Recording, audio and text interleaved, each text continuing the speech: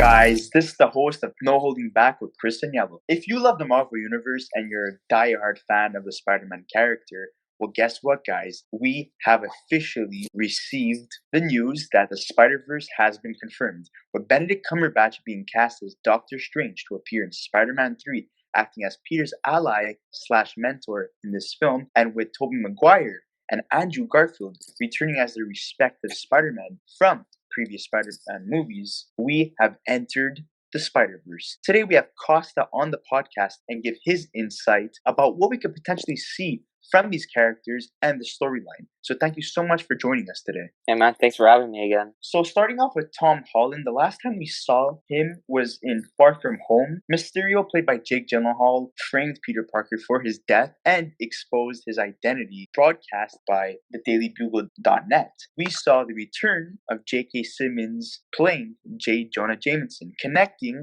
Tobey Maguire's universe to Tom Holland's universe. I want to get your insight. What happens to Peter next in this movie? Now that his identity is out to the public, I feel like his villains will obviously hunt him down and try to kill him because obviously he locked them away. And we will get new villains also in this movie try to hunt them down. Well, it's also rumored that Kraven the Hunter will be in this movie as the main villain, hunting him down. We got a tease of Scorpion in Homecoming, so he will be in this movie fully revealed, try to hunt him down. Peter's gonna have to try to deal with that, he's gonna have to try to find a way to clear his name and defeat all these villains. I think we're gonna see the introduction of Scorpion in this movie. We're going to have the introduction of Kraven the Hunter, and we're going to have characters return, such as Vulture, potentially Mysterio, who faked his death once again. We're going to see the introduction of the long-awaited Sinister Six, but Peter is going to need help to fight the Sinister Six. He can't do it by himself, especially with them knowing his true identity. They could hurt his loved ones as well. So in the comics, Doctor Strange helps Spider-Man by clearing his identity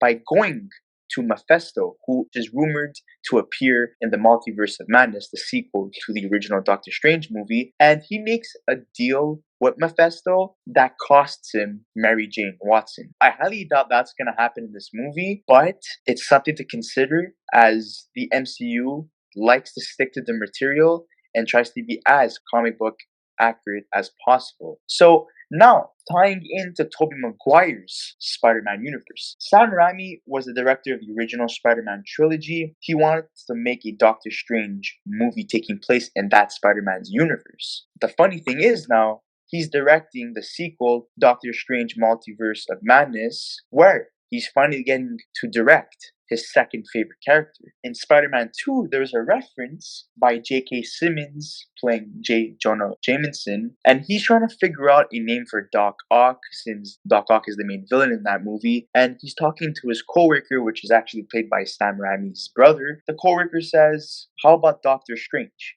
Where Jonah replies, "Nah, that's already taken." So, can we see the same Doctor Strange that we have been introduced to in the MCU as the same Doctor Strange that was referenced in that movie? And the reason why that is mentioned is because Doctor Strange has the ability to travel to different dimensions. I believe it will be the same Doctor Strange because, like you just mentioned, that he could travel to different dimensions. So maybe at one point he was part of the original Raimiverse dimension and then made his way into the MCU. It's possible that we can see him jump from dimension to dimension. And as we all know, Tobey Maguire deserves a proper conclusion after the disastrous Spider-Man 3 in 2007. Spider-Man 4 was supposed to come out May 6, 2011, with the Lizard, Bruce Campbell as Mysterio, John Malkovich as the Vulture, and Anne Hathaway as the Black Cat. But unfortunately, because of creative differences, that never happened. So that was the end of Tobey Maguire's Spider-Man. In this movie, what I would like to see is Doctor Strange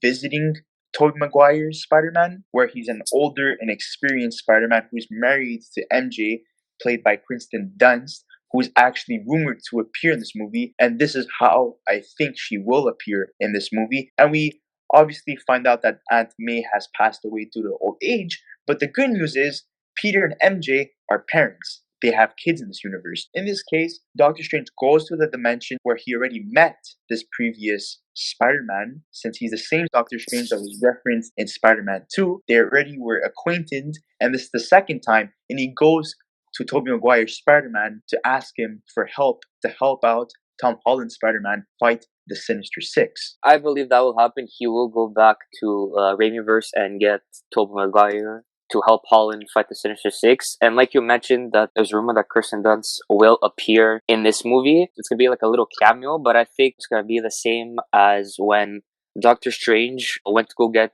Tony Stark's help in Infinity War, and then you see Pepper Potts over there. I feel like it's gonna be that type of cameo we're gonna see Kirsten Dunst play. Moving on to Andrew Garfield, the third Spider-Man appearing in this movie. So, how does he get introduced into this movie? Here is how. Jamie Foxx, who played Electro in The Amazing Spider-Man 2, confirmed to return as Electro in Spider-Man 3, the MCU version. He won't be blue this time, he's going to be yellow, and he posted a picture on Instagram with the three Spider-Man that we've seen on the big screen together in New York City, confirming the Spider-Verse. But then he was forced to take it down after a couple minutes. A lot of people took screenshots and they posted it on Twitter, on Instagram, any social platform, and the news broke out and people were freaking out. At first, people debunked this. They're like, it's not going to happen. But once Doctor Strange was confirmed to appear in this movie, it was all connected. So as we know in the MCU, energy travels through the multiverses, and Doctor Strange's powers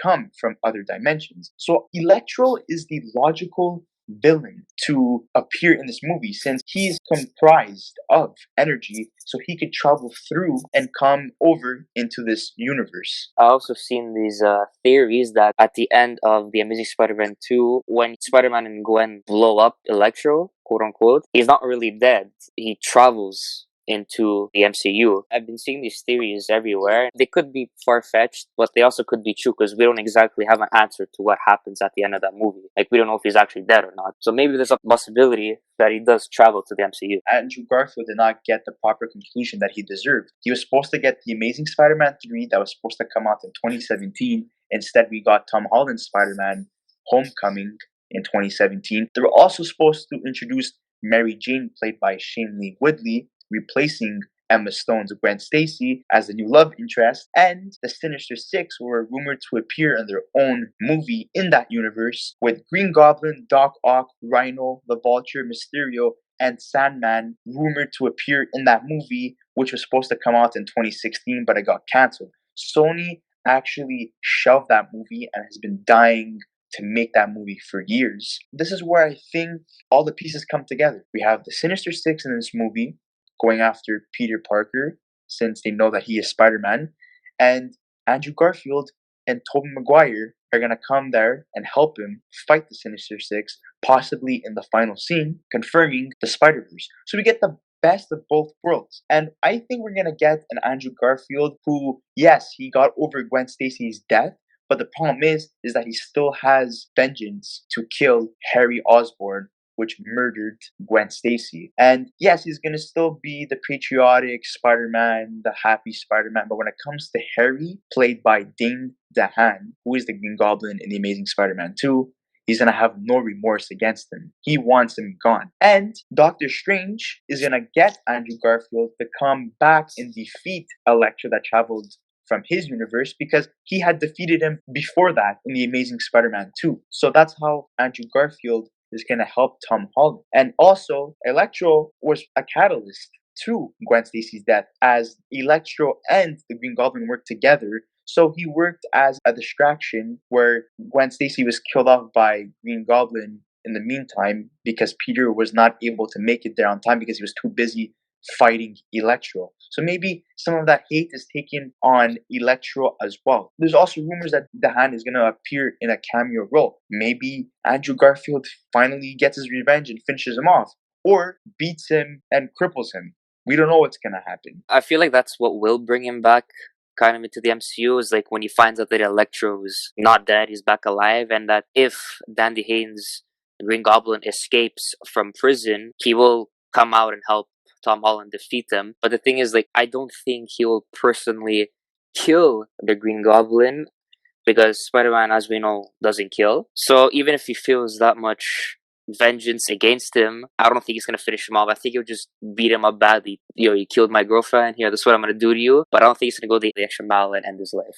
Venom has been rumored to appear in this movie as well. What I think is going to happen, he's going to appear in an end credit scene where we find out that maybe Doctor Strange, while opening up different portals to get these Spider-Man to help Tom Holland, accidentally opens a portal letting Venom come into this universe along with Morbius. Or Venom and Morbius already exist in this universe, but are just never mentioned until that moment.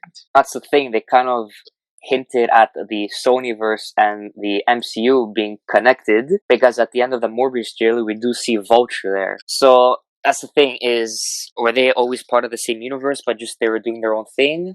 Or is everything happening now because of Doctor Strange and opening the multiverse and everything like that? That's the one thing that we didn't answer to, because we're not too sure about that. Well, I just wanted to say thank you so much for coming on the podcast, man. It's been a pleasure. There's so many theories out there, and I want to get the opinions and thoughts of the fans. What do you guys think? Do you think what we said is very possible, or is it complete bogus? Well, I just want to conclude by saying thank you so much, guys, for tuning in and listening to us talk about the Spider-Verse. Don't forget to check anything related to Marvel or the Spider-Man character or anything of your liking. And don't forget to like, subscribe, and comment in the section below. Thank you so much, guys. Until the next one.